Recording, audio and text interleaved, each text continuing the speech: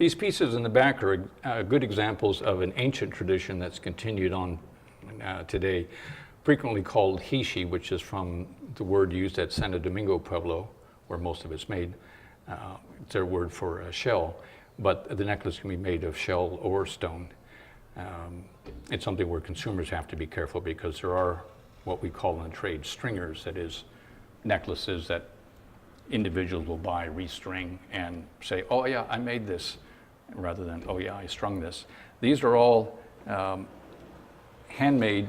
Begin by cutting up the shell or stone into little strips and breaking those into little squares and drilling each one of those, and then a few inches at a time grinding them down.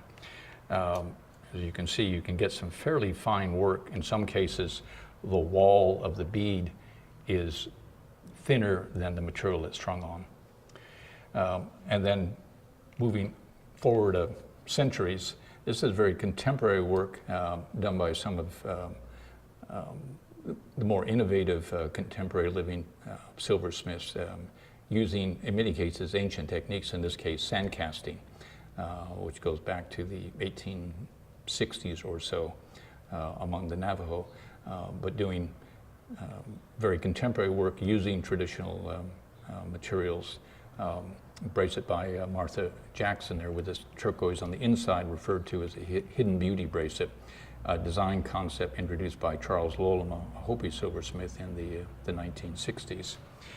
And then people want to identify jewelry by style and technique. There was a brief period when you could sort of kind of do that, about 30s to the 50s, but like regional patterns and names for rugs, it was something that didn't really reflect the reality of the artists on it. This is overlay technique by Rick Manuel, a Thana Autumn artist who uses traditional motifs, in this case the e-hook or devil's claw that's used in the weaving the baskets. You see Leonard Nez, who's doing not only what's regarded as traditional hammered silver, but involving techniques like engraving. Tommy Jackson working in 14 karat gold. Michael Roanhorse creating very innovative designs that are highly abstracted Yepachai masks with eye and the hair showing. So you get quite an interesting range of things. This is Pat Pruitt, who's working in stainless steel and titanium, and has gotten hugely popular. And then Robert Sorrell, who everything he does is different. His approach to materials and techniques is something he's always testing, always experimenting with, and just does exceptional work. And it's interesting, a lot of silversmiths will come see his work, or come see Charles Lolem's work, or come see Pat Pruitt's work, because they want to see what other artists are doing. They're not interested in copying it. They're interested in being energized by the excitement of the innovation and of the new work.